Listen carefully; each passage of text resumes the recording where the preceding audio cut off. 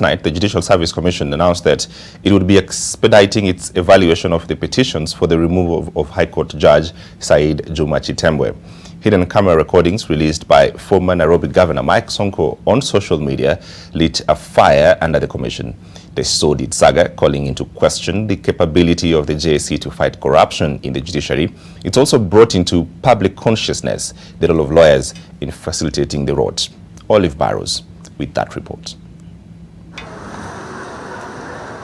Corruption in the judiciary has long been a public concern. A concern that led to the famed radical surgery when Mwai Kibaki was swept into office in 2003 on a new wave of reform. And with the promulgation of the 2010 Constitution came the vetting of judges and magistrates by the Sharad Rao-led team. I don't think we did a really thorough job with the vetting itself in 2010. And then because the judges themselves are a reflection of the sort of society we are, it's not surprising that corruption has been creeping back. This year alone, 2 judges had their chambers raided by detectives from the Directorate of Criminal Investigations on suspicion of taking bribes, while another was investigated for involvement in a high-profile murder. Questions of judicial accountability are beginning to be increasingly a big area of concern and focus for civil society. We speak about judicial independence. We are for judicial independence, but on the other side of the sword is judicial accountability.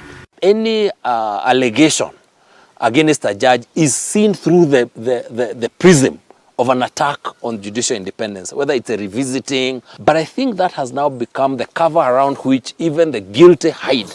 The Judicial Service Commission on Monday announced that it would be expediting its interrogation of petitions for the removal of High Court Judge Said Juma Chitembwe, whose chambers were raided in June and thousands of US dollars recovered.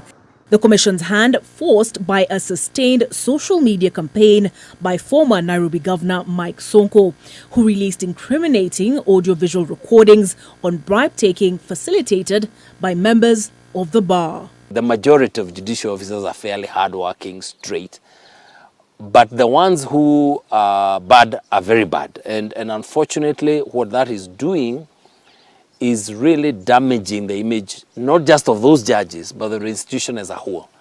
And that can be very problematic. Public confidence in the judiciary could not have been shaken at a more precarious time, with a general election months away and coming at a time when the executive has blatantly disregarded court orders.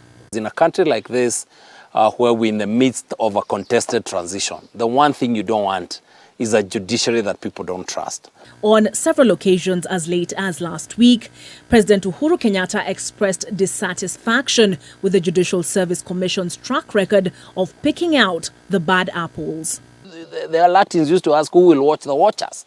You know, if I am a judicial officer today, there's a significant complaint, I have the ability to go to my brother judge to stop the process, you know.